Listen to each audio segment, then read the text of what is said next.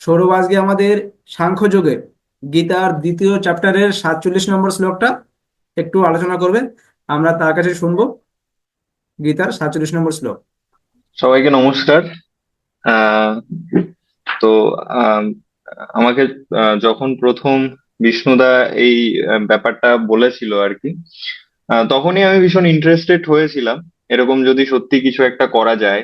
হ্যাঁ, আমরা আসলে অনেক সময় অনেক কিছু করব ভাবি, কিন্তু একটা সঠিক প্ল্যাটফর্ম পাই না, একটা সঠিক লিডারশিপ পাই না, যেখানে মনে হয় যে না ঠিক আছে এইভাবেও কিছু করা যায়। হ্যাঁ, তো আমার মনে হয়েছে যে আমাকে অনেকদিন আগে শিবাদাও আমাকে বলছিল যে আমরা যদি কিছুটা মানসিক দিক থেকে মিল আছে এরকম কয়েকজন মিলে যদি আমরা কিছু একটা করতে পারি, আহ তখনও আমার মনে হয়েছে যে সত্যি যদি কিছু একটা করা যায়, কিন্তু আমি বুঝতে পারছিলাম না কি করা যেতে পারে, কিভাবে কি করা যেতে পারে। কিন্তু সেদিন লাইব্রেরিতে বিষ্ণুদার সাথে যখন এই ব্যাপারটা নিয়ে ডিসকাস হয়, তখন আমার মনে হয় যে না সত্যি এইভাবে তো করা যেতে পারে আর কি। এবং হয় না কিছুটা পথ এগোলে পরের পথটুকু দেখা যায়, এটাও হয়তো ঠিক সেরকমই কিছু একটা। আহ তো যাই হোক, আমি আর সময় নষ্ট করছি না। আহ আজকে সাংখ্যযোগের যে 47 নম্বর শ্লোকটা আছে, খুবই বিখ্যাত একটি শ্লোক। সবাই শুনে থাকবে শ্লোকটা কোথাও না কোথাও। যে মহাভারত বলে যে ইয়েটা হতো, যে সিরিয়ালটা হতো, ওটারও ব্যাকগ্রাউন্ডে অনেক সময় এই শ্লোকটার একটা গান হচ্ছে, মিউজিক হচ্ছে পেছনে বাজতো।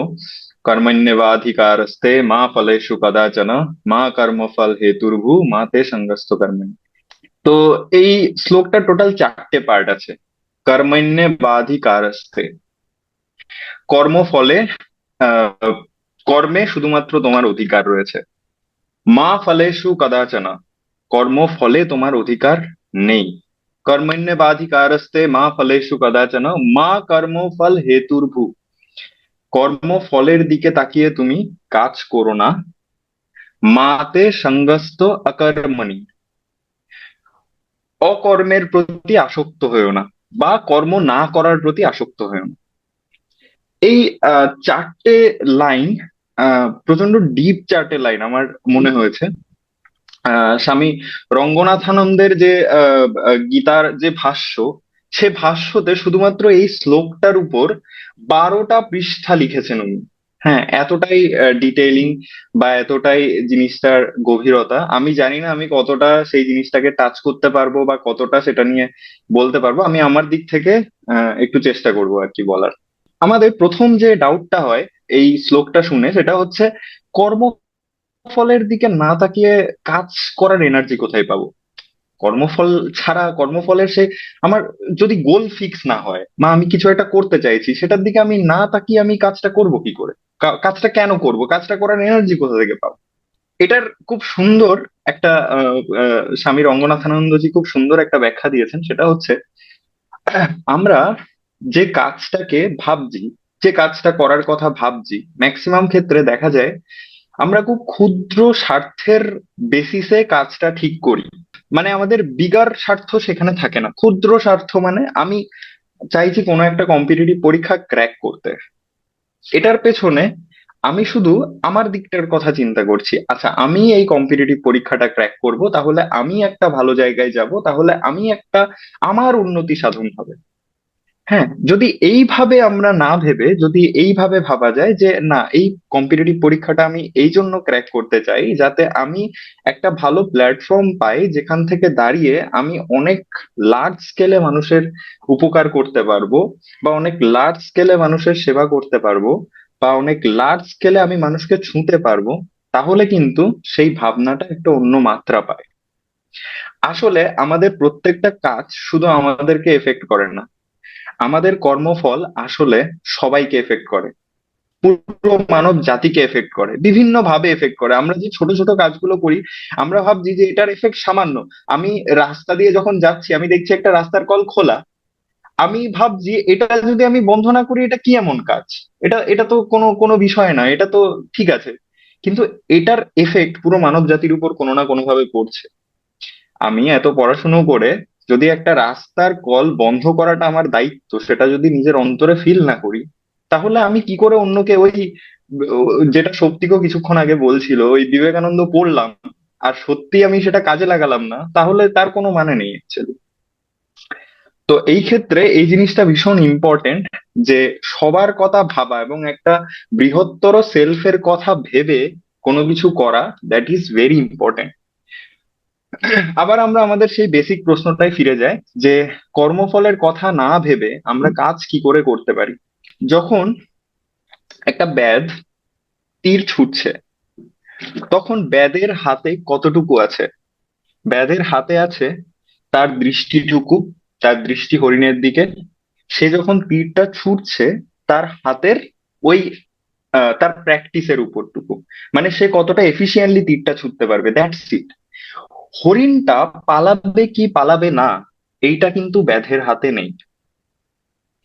এখন ব্যাধের হাতে দুটো অপশন আছে, একটা হচ্ছে হরিণটা পালাবে কি পালাবে না, হরিণটা পালাবে না পালাবে না পালাবে না পালাবে না, এইটা ভেবে ভেবে তীরটা মারা। অথবা হরিণটা যদি পালিয়ে যায়, হরিণটা যদি পালিয়ে যায়, হরিণটা যদি পালিয়ে যায়, এইটা ভেবে ভেবে তীরটা মারা। বা শুধু তীরটা মারার দিকে ফোকাস করা। হরিণটা পালাবে কি পালাবে না এটা সত্যি ব্যাধের হাতে নেই।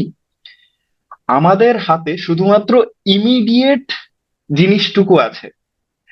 আমার হাতে আমি চান্স পাবো কি পাবো না সেটা আমার হাতে নেই।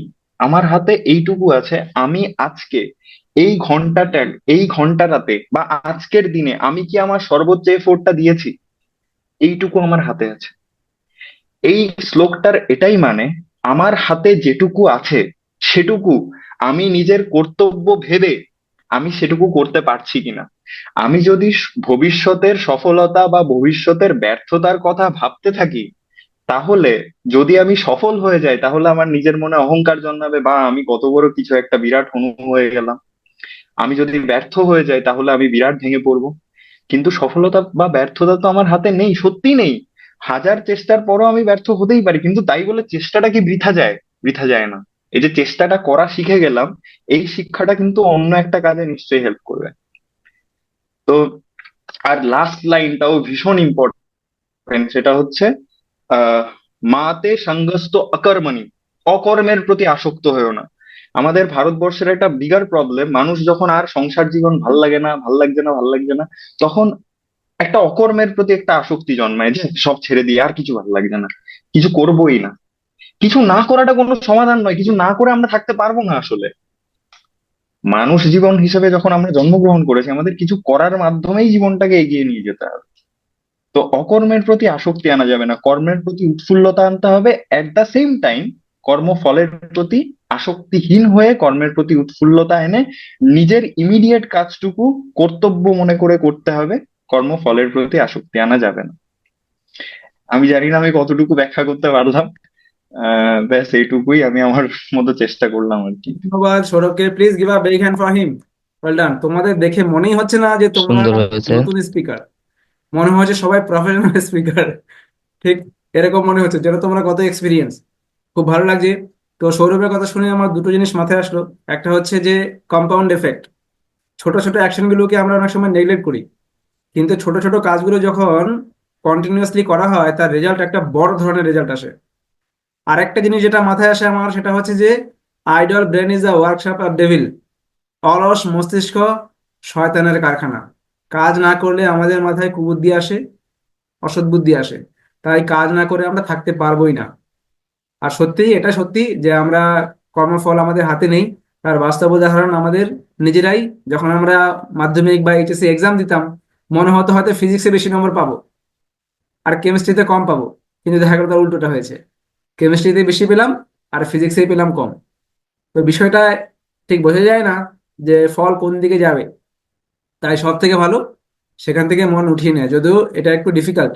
তবে প্র্যাকটিসের মাধ্যমে সবকিছুই সম্ভব বলে আমাদের মনে হয়।